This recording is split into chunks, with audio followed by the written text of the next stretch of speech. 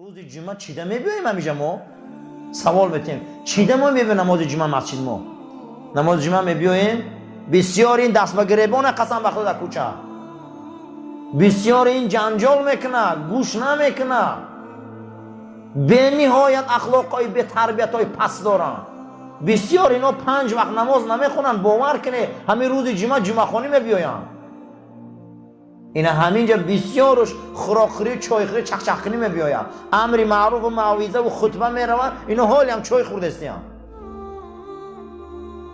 خیلی کنه همینا جنت میرن خیلی کنه پگه ترازی همینا وزبی نه آخه اگر اینجا حکمت خدا باشه اگر اینجا کاری خدا باشه باید همین یک کلمه خدا گوزن همه در صف راست است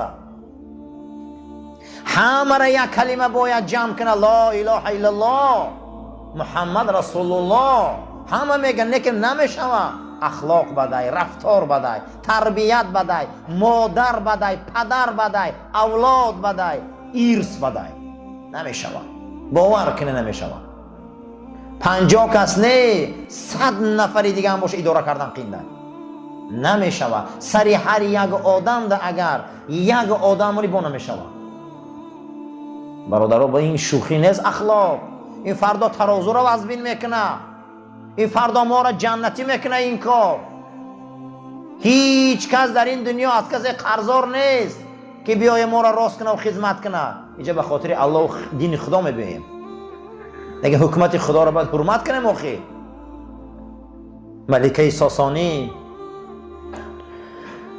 بعد در زمان حضرت عمر وقتی ایسر قدرت میروه و میگن کجا میری ملکه میگه یا مرد بیاری رهبرتان مانه فارسا من شما رو اداره کردن نمیتونم دیگه یا مرد بیاری که شاید مرد شما را تانه میگه تو کجا میری گفته بیابانی خرمازار میرم چی نمیری اوجا من پایتخت دولت مسلمانو میرم و تو زردشتی کو چی نمیری اوجا من یک بار روم همون خلیفه رسول الله را تماشا کنم چه خیلی آدم ایمو من یک بار روم همون اونا خلیفهش میگن امیرش میگن که نامش عمر در تنش یک جلک داره جلکاش همش آفتاب سوخته شده گیه من یک بار روی زیارت کنم چی بخی وای ای پشت او بیابان ها گب میزنه در زمین فارس و اطاعت میکنه وای چه خیلی آدم باشه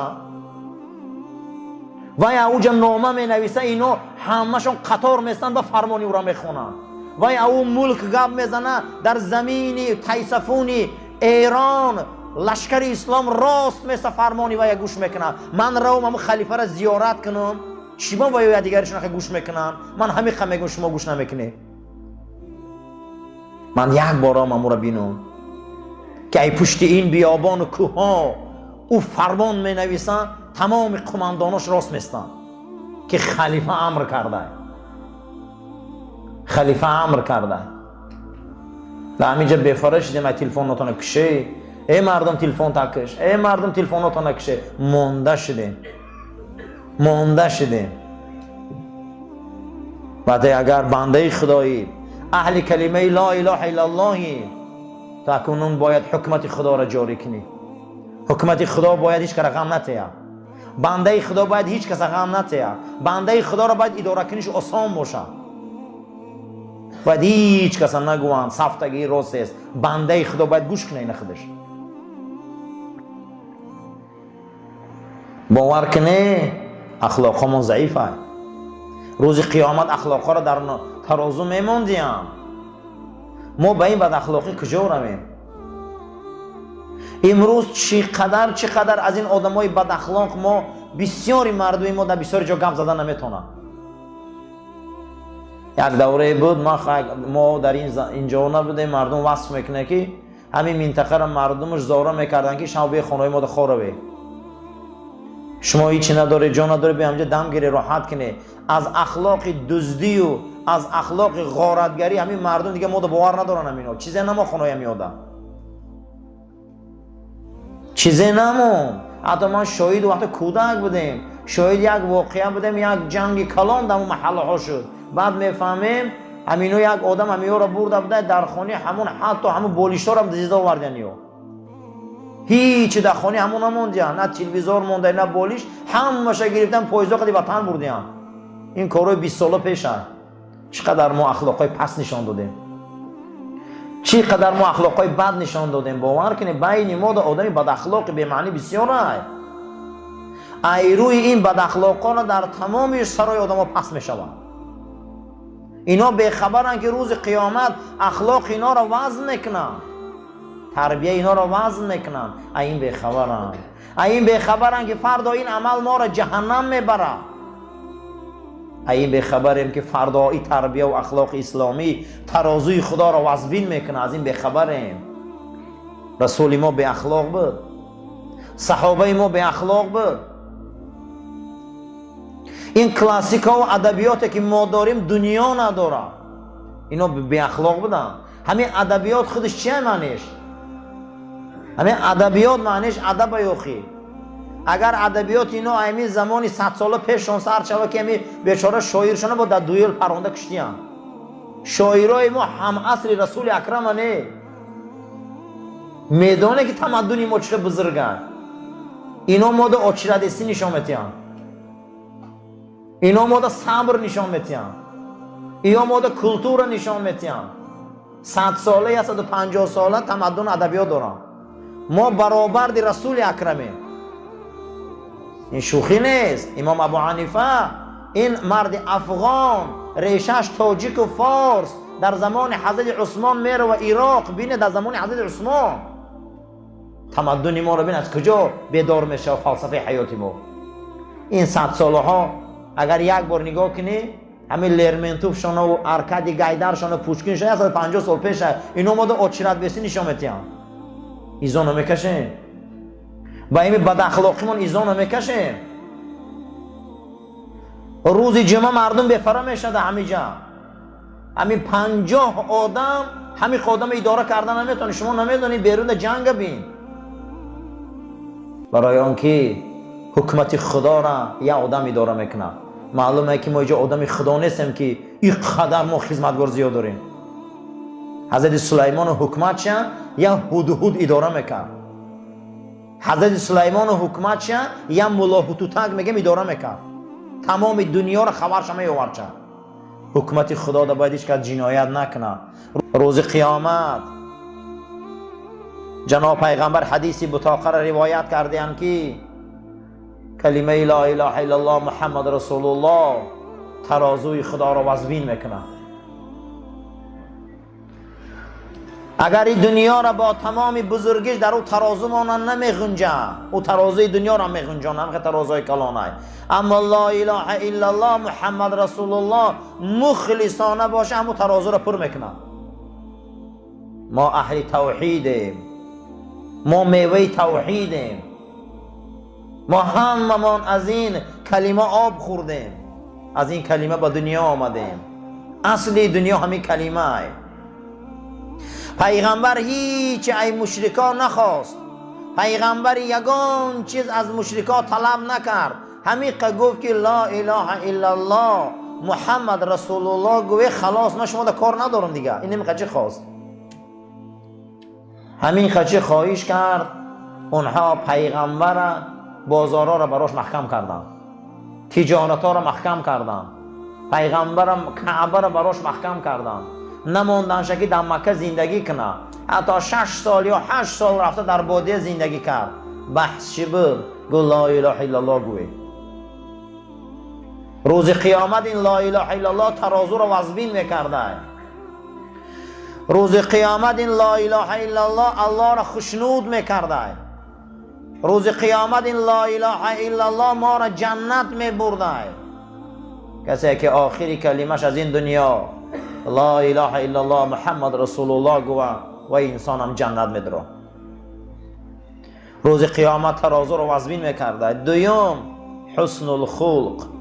رسول اکرم صلی الله علیه و سلم فرمودند روز قیامت اخلاق شما را وزن میکنن، برابر دی ایمانتان و برابر دی نمازتان و برابر دی حج و زکاتان اخلاقای شما را وزن میکنن.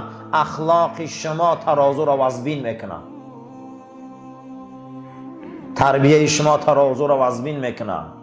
دومین چیزی که ترازو را روز قیامت وزبین میکرده این اخلاق نیک بدای، اخلاق مسلمان بدای. مسلمان باید اخلاق داشته باشد. مسلمان به تربیه هیچ کده در کار نیست. مسلمان به تربیه یگان انسان در لازم نیست. برعکس برای اسلام ضرر. برعکس برای اسلام ضرری کلان ای مسلمان به تربیه. اخلاق روز قیامت ترازو را وزن میکنن. اما ما چقدر نسبت اخلاق به اهمیتیم؟ اما چقدر ما نسبت اخلاق به اهمیتیم؟ اخلاق برای ما یگان ارزش نداره امروز. سوره حجرات یعنی حجره ها. اصلا هر مسلمان میخواه که مسلمان شود تا به سوره حجرات زندگی نکنه ولی ایمانش کامل نیست. سوره حجرات این خاراکتریستیک مسلمان است.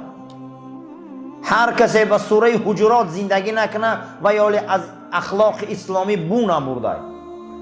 مردمان می بیاین از بادیه پیش مسجد رسول اکرم صلی الله علیه و سلم. پیغمبر در درون خانه‌اش نشسته. نام این سوره میگیره حجرات، حجره ها. پیغمبر چند حجره خانه داشتن.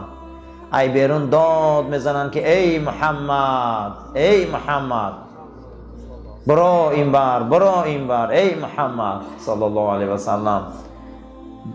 با صدای بلند بد اخلاقانه شان و بی حرمتیشان آیه مبارکه قرآن سوره حجرات نازل می شود. یا ایها الذین آمنوا لا ترفعوا اصواتکم. ای مسلمان آوازاتون بلند نبراره اخی. ای آواز بلند برآوردن اگر برکت میوب همین خر میوب. نخواه مسلمان آوازش بلند باشه، نخواه مسلمان داد زنه، نخواه مسلمان صداش همه فهمه. لا ترفعوا اصواتکم فوق صوت نبی. پیش پیغمبری من به حرمتی نکنید. آوازاتون بلند نکنه پیش حبیبی من ده. صداهاتون بلند نکنه. این بد اخلاقی را نشان نده. بد اخلاقیاتون نکنه. شما به خبره که حبیطت اعمالهم. خدا میگه من عملاتون همش بیکار میکنم. آدم اگر در اسلام زنا کنه در یگان جاش آمده که عملاش بیکار میشه. در قرآن، در قرآن آمده که دزد عملاش بیکار میشه. اما در قرآن آمده که هر کسی بیهوده داد میزنه عملاش بیکار میشه. یعنی که بد اخلاق اسلام در کار نیست. بسیار نازکی کلانه. امروز ما این صداهای بلند و از این بد اخلاقی ها و یک آدم 50 آدم زدن و به سری آدم ها گروه بازی کردن با این مردم ها فخر میکنن. قسم به خدا با اینا ناز میکنن که ما هم خیلی مردمیم. اینا نمیدونن که یگان ثواب ندارن. اینا نمیدونن که جهنمی هم پگه. اینا نمیدونن که اخلاق پگه وزن میکشن.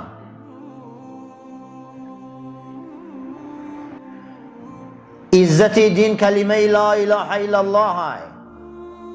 آبروی ما مسلمان ها لا اله الا الله های. لا اله الا الله از این قرتقا برآمد، از این زبانا برآمد.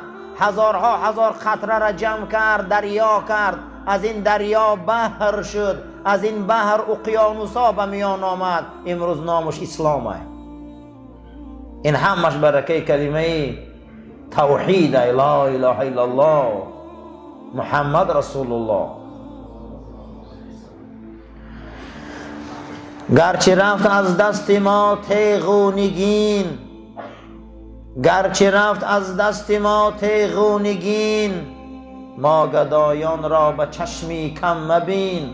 حضرت علامه اقبال لاهوری در پیغام شرقش میبیاره که امروز که میگه از دست مسلمان ها سلطانی و سیاست و قدرت رفت، ما امروز در چشم مردم رنگ گدا میتابیم. گرچه رفت از دست ما تیغ و نگین، ما گدایان را به چشمی کم مبین. امروز ما گدا میتابیم. میگه ما این نیستیم. تو نمیدانی که یک روز از برکه کلمه لا اله الا الله این اسلام دنیا در لجامدار بود. یک روزی بود که این کلمه لا اله الا الله پشت زمین پر از عدالت کرد. امروز این کلمه لا اله الا الله ما را با جمع کرد، ما را پری یکدیگری من آورد. وقتی که ما میگیم لا نیست الا مگر الله حقی هست، اگر گویی نیست هیچ کس تو کار نداره، لیکن میگه الله هست کارت میگیرم. وقتی که میگی نیست هیچ کس تو کار نمیگیرم، میگی الا الله خدا هست کارت میگیره. نکن خدا هست، الله هست، او قانون داره، او نظام داره، او برنامه داره. بحث در سر اله های. اله چیه؟ معبود. اله چیه؟ جاذبه. اله چیه؟ آهن ربا. لا اله نیز قوه کشنده، نیز قوه جاذبه، نیز آهن ربا مگر الله. تا آهن ربای ما الله نباشه که این کلمه طیبه گفتن ما را توتی هم میگه. در امیر را یک مسیحی هم قبل همین کلمه را میگه، لیکن گپ در اینه که آهن ربای ما الله باشه. آخی بسیار انسان ها را آهن رباش همون پولاشون های، بسیار آدم ها را همون آهن ربا همون تجارت هاشون های، بسیار انسان ها را آهن رباشون همون هوای نفسشون های. و یا هیچ محل نگوان که ما از کلمه توحید بو بردیم. لا اله الا الله کسی میگه که آهن ربای او الله های، او را الله میکشن. انا همین لا اله الا الله روز قیامت ترازوی ثواب میبرداره. انا همین لا اله الا الله بالای قفس سینه بلال در سنگ میمونه،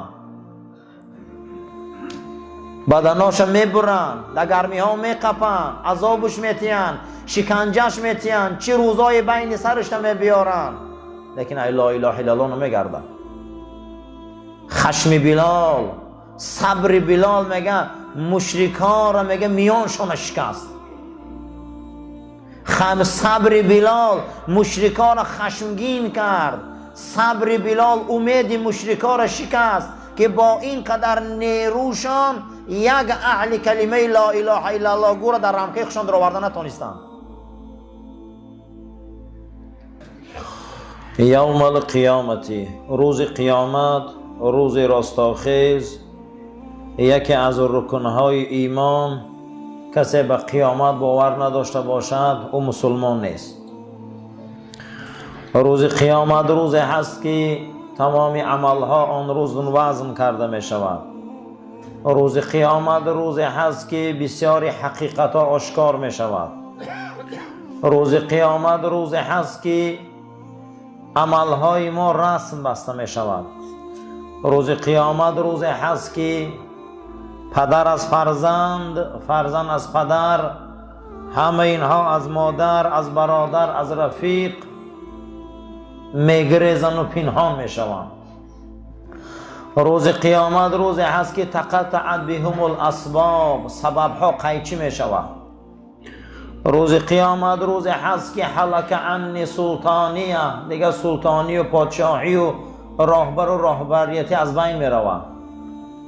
روز قیامت روزی هست که الاخلاء بعضهم لبعض عدو، دوستان رو میبینه گریبان یکدیگر رو میقپن که تو سبب شدی که من در این راه رفتم. روز قیامت روزی هست که ما خودمان نامه اعمال خودمان رو میخونیم و خودمان حکم براریم. روز قیامت روزی هست که آدم سودیه خود شد، هیچ کس در اوجا سودیه نیست. کتاب دمه بیارن در دست میتین، همه مانده میخونیم و حکمانه خمون میبراریم. معلوم بود است که خوب خدا تمام کارهای ما را مدرک خطی فکت و دلیلش خطی اثبات میکرده. روز قیامت روزی هست که همه ما خودمان حکم میکنیم، حسابات میتیم. در آن روز هیچ کس از جزایی که میبینه شکایت کردن نمیتونه. روز قیامت روزی هست که ثوابا را میبیارن، قطعی گناه ها وزن میکشن، ثوابای بوده است که یکی از اونها توحیدی به خدا بوده که کلمه لا اله الا الله و محمد رسول الله ترازوی تمامی آن روز نیکیش این کلمه پر میکرده. هر کسی که لا اله الا الله گوه، هر کسی لا اله الا الله قد زندگی کنه، هر کسی لا اله الا الله قد از دنیا گذره، جای او جنت ہے. رسول اکرم صلی الله علیه و سلم فرمودند من قال آخر کلماته لا اله الا الله، هر کسی گویا که از همون کلمه ها آخران کلمش همین باشه و از دنیا گذره که لا اله الا الله محمد رسول الله، دخل الجنه، جای این جنت ہے. این کلمه کلمه توحید ہے. این کلمه کلمه هست که بلا قامتی لات بشکست و خورد،